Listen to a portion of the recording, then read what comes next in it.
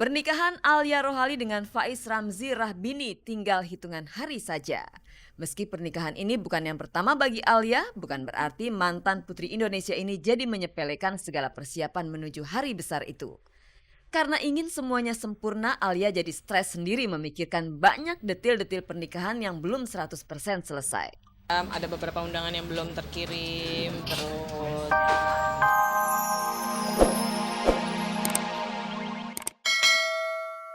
Aksesnya tertutup untuk menemui Zarno. Sayangnya pertemuan tersebut tak pernah terwujud karena Febriano tak suka melihat Jane melibatkan pihak luar.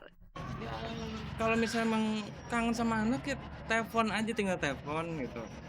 Nggak usah pakai awak-awak infotainment, mohon maaf sebelumnya.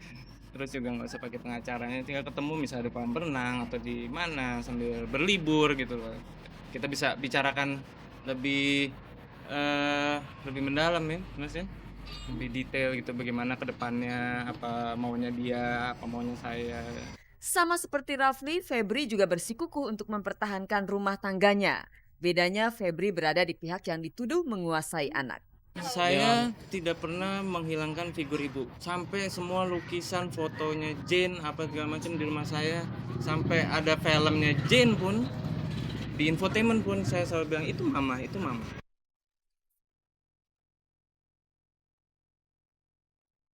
Pemirsa Gerakan Nasional Anti Narkoba atau Granat beberapa waktu lalu menancapkan teritori pemberantasan narkoba hingga ke tanah Papua.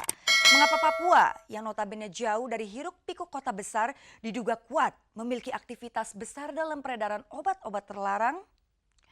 Dan narkoba telah membius Rivaldo hingga artis sinetron ini masuk bui. Kemarin sidang keempat kasus kepemilikan narkoba yang didakwakan pada Aldo berlangsung di Pengadilan Negeri Jakarta Selatan. Perkembangan baru apa yang terjadi dalam sidang tersebut? Pemirsa, kita saksikan beritanya.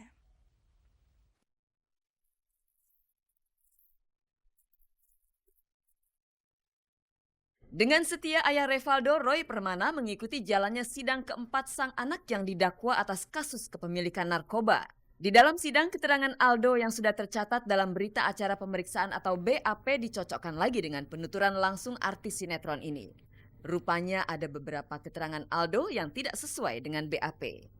Keterangan-keterangan yang gue dikasih di BAP waktu di Polres segala macam itu ya itu mungkin ada kesalahan-kesalahan, namanya juga manusia ya kan, masih banyak error yang bisa nggak sengaja dikerjain kayak gitu. Gue ngomong apa, keterangan gue seperti apa, itu jadinya seperti itu gitu. Menurut Revaldo, ia tidak tahu menahu soal 4 butir ekstasi yang ditemukan di kamarnya. Aldo hanya mengakui sabu-sabu seberat 0,2 gram yang ia kantongi. Untuk obat terlarang lain yang ditemukan di TKP, Aldo tidak merasa memilikinya. Itu gue sama sekali nggak tahu dari mana keterangan itu bisa ada di situ. Gue sama sekali nggak ngelihat apa yang ada di lantai gue diambil atau nggak tahu gitu. Gue nggak ditunjukin lagi. Kan waktu sidang pertama tuh sidang kedua itu kan saksi-saksi dari polisi kan yang ditanyain kan. Itu dari saksi polisi itu cuman ngomong mereka nemuin apa yang ada di asbak sama apa yang ada di kotak, ya kan? Mereka juga sama sekali nggak ngomong kalau mereka menemukan ekstasi atau apa di lantai kamar gue. Waktu gue tahu di Polres ya isinya ya itu apa yang di kotak gue itu ada sabu di plastik gitu ya. Tapi gue nggak tahu siapa yang naruh di situ. Gue baru tahu sekarang. Terus apa yang puntung itu juga gue nggak tahu yang siapa gitu. Tapi ada di situ gitu kan. Nah yang gue tahu yang itu sih yang ada di gue aja. Revaldo berusaha berpikir positif bahwa ketidakcocokan antara keterangannya dan materi BAP hanyalah kesalahan manusia biasa. Apa yang ada di BAP itu gue nggak tahu muncul dari mana gitu. Mungkin itu error-error yang terjadi kayak gitu ya. Kita juga manusia lah, gue ngerti lah kalau misalnya ada error-error seperti itu.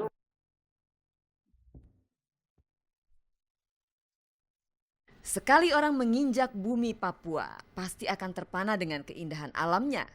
Itulah yang terjadi pada rombongan Granat yang mengembangkan sayapnya sampai ke bumi Cendrawasih itu.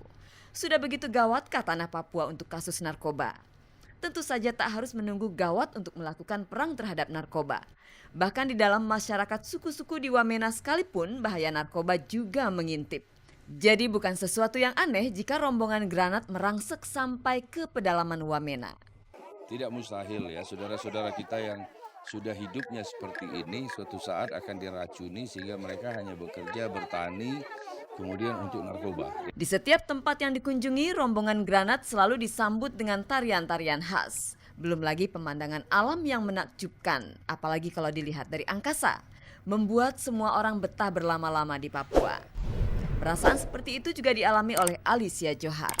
Dari pertama kali kita datang sampai di setiap tempat, saya perhatiin kita disambut dengan macam-macam tarian. Dan tariannya juga antik. Jadi mereka punya kebudayaan yang khas menurut saya ya. Malah saya udah bicara-bicara dengan yang ibu-ibu di sini juga. Kapan-kapan Bu Alicia ke sini, kita ada bisnis di sini, banyak kok yang dikerjakan di sini. Ya, mudah-mudahan kita bisa jalan lagi ke sini, kita bisa bisnis di sini. Jadi jangan kaget ya, nanti suatu saat saya jadi tinggal di sini lama kok nggak syuting-syuting, ternyata kaburnya ke Irian gitu, ke Papua, karena suka saya, I love this place. Selain wisata alam, Papua juga syarat dengan peninggalan bersejarah. Salah satunya adalah Tugu MacArthur yang terletak di Ifar, Gunung Sentani. Reni Jayusman adalah satu di antara rombongan Granat yang tertarik dengan keberadaan tugu ini. Dari tempat ini mata bisa memandang jauh tanpa terhalang apapun. Itulah salah satu alasan kenapa Jenderal MacArthur dulu menggunakan tempat ini untuk memantau keberadaan musuh. Ini Tugu MacArthur dan di sini semuanya ada sejarahnya tentang Jenderal Douglas MacArthur. Tahun 41 itu Amerika datang untuk menyerang Jepang. Tahun 44 pendaratan dari pasukan sekutu. Kok bisa tempatnya itu bermarkas di sini tuh? Bagaimana? Siapa menjawab? Bapak atau Bapak? Oh, Pak Basari. Ya mungkin kalau dari melihat dari strategi kenapa di sini, ya dilihat dari geografinya, ya memang lebih memungkinkan dari Medan. Nah, di sini terutama sudah memenangkan dari Medan saja mereka sudah menang dengan ketinggian dan bisa memantau dari segala penjuru dari sini. Nanti kalau Anda pengen tahu betul bagaimana suasana di sini, bagaimana ceritanya secara detail, lebih baik Anda cepat terbang ke Papua dan Anda bisa datang kemari, Anda bisa melihatnya dengan jelas semuanya. Oke, bye, ciao, asik.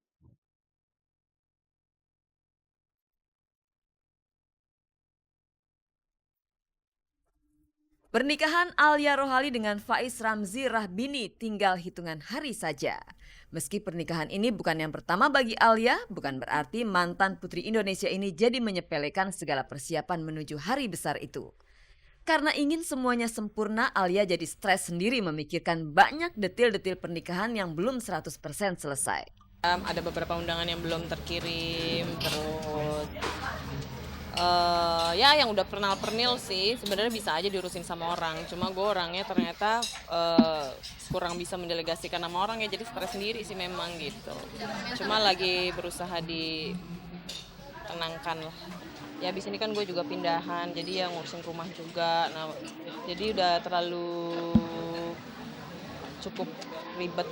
Layaknya calon pengantin, Alia tentu harus melewati proses pingitan supaya terlihat pangling di hari pernikahan. Tapi beraktivitas bener, gila gue mana mungkin gue di rumah terus pingit-pingitan gitu, nggak mungkin. Alia dan Ramzi akan menikah tanggal 23 Juli 2006. Akad nikah dan resepsi akan digelar di Ballroom Crown Plaza, Jakarta. Saat hari H itu dekorasi ruangan seperti apa yang akan dipilih Alia dan Ramzi? Nggak sih, nggak ada tema khusus, yang penting ya ya yang romantis aja, terus ya nggak terlalu besar lah gitu, jadi cuma karena tempatnya juga kan nggak terlalu bisa memuat banyak orang, jadi ya mohon maaf banget kalau emang ada yang nggak terundang gitu, bukannya nggak mau berbagi kebahagiaan, cuma ya memang ya terbatas aja gitu ya. Konsepnya itu untuk dekor and florisnya romantic kenapa? Simplicity, jadi semuanya itu nuansanya yang romantis, tapi sebetulnya so far simple ya gitu. Tapi kita juga tidak akan menghilangkan seorang aja. Setiap pasangan pengantin pasti punya tempat idaman untuk berbulan madu. Di manakah tempat berbulan madu versi Alia dan Ramzi? Belum ada planning juga bulan madu kemana. hari Rabu juga setelah saya kawin nggak kerja lagi gue. Oh dia juga udah kerja Rabu. Jadi ya udahlah, toh juga pulang kan sekarang tiap hari ke rumah. Jadi ketemu setelah pulang kerja aja.